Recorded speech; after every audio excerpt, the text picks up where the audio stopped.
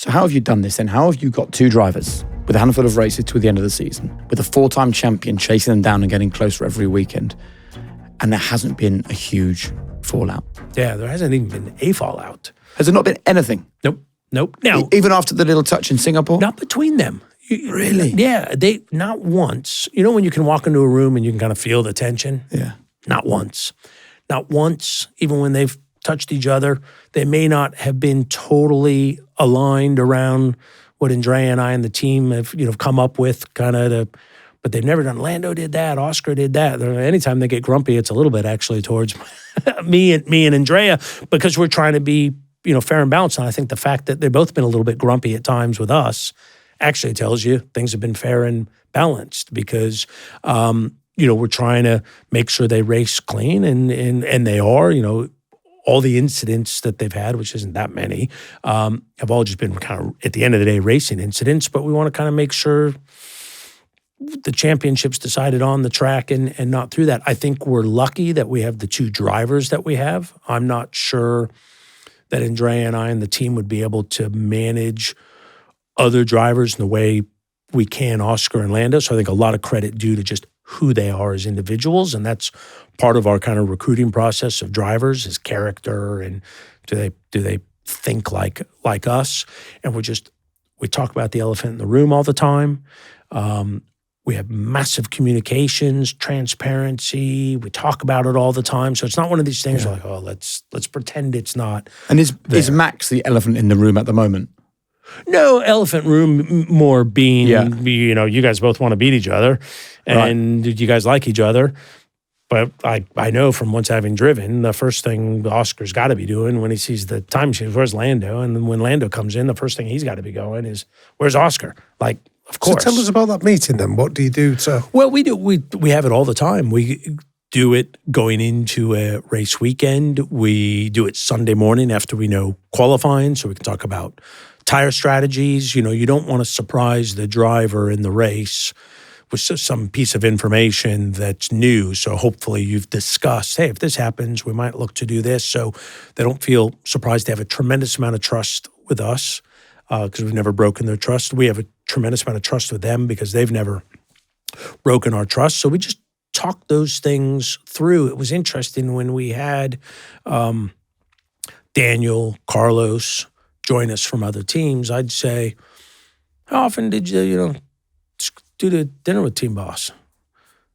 Once a year. Once a year. I'm like, golfing with Lando all the time, dinner with Oscar, going to drive. Like, I was surprised how transactional some of the relationships have been between racing driver and Team Boss at some other teams. I'm sure that's not how every team is, but when I asked, I was just surprised there wasn't like a real close relationship.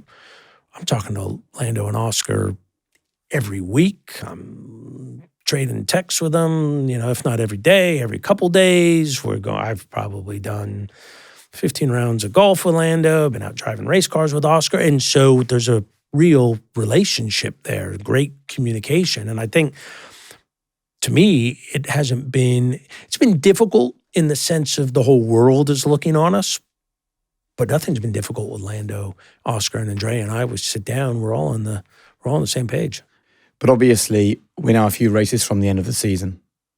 There's very little between your two drivers. Have you sort of prepared yourself for the fact that something's going to happen over the next few weeks, and how you're kind of ready to deal with whatever that thing is? Yeah, because I would be very surprised if this was just boring races to the end. What I don't know is, like, what's going to happen, what's going to be exciting, what's going to be drama. So all I can do is kind of draw on what's worked, because we've had drama this year.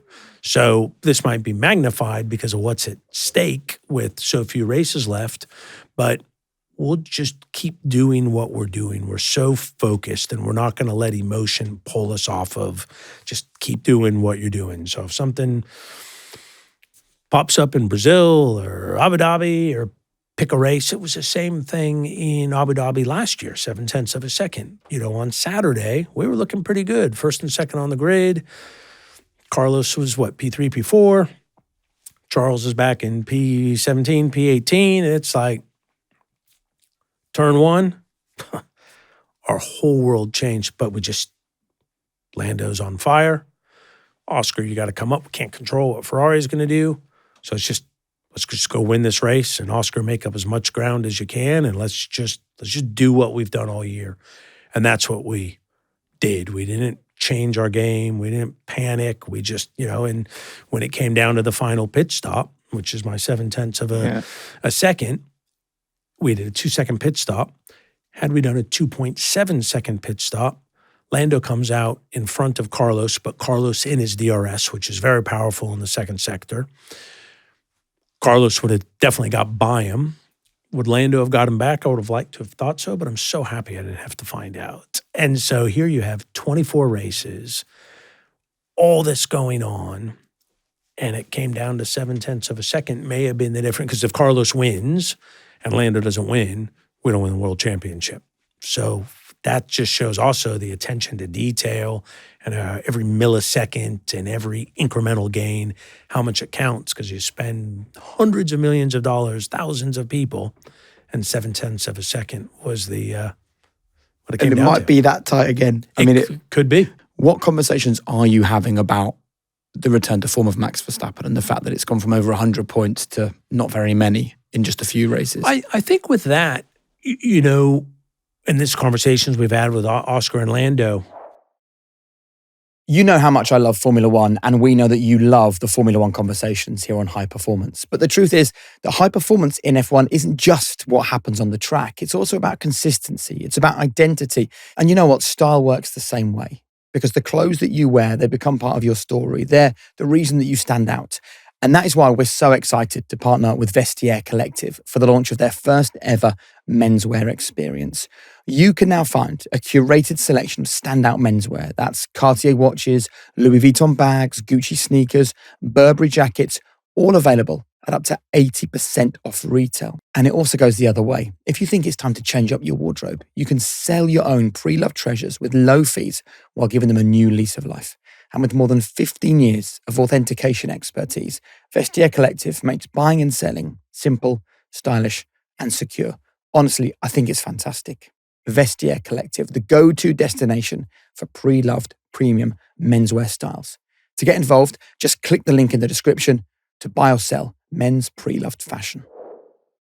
In these conversations we've had with Oscar and Lando, just keep doing what you're doing. We know the only way he beats us is if we beat ourselves. Yeah. We've got the car, we've got the drivers, we've got the team. So does he, but he's 35, 36 points behind us.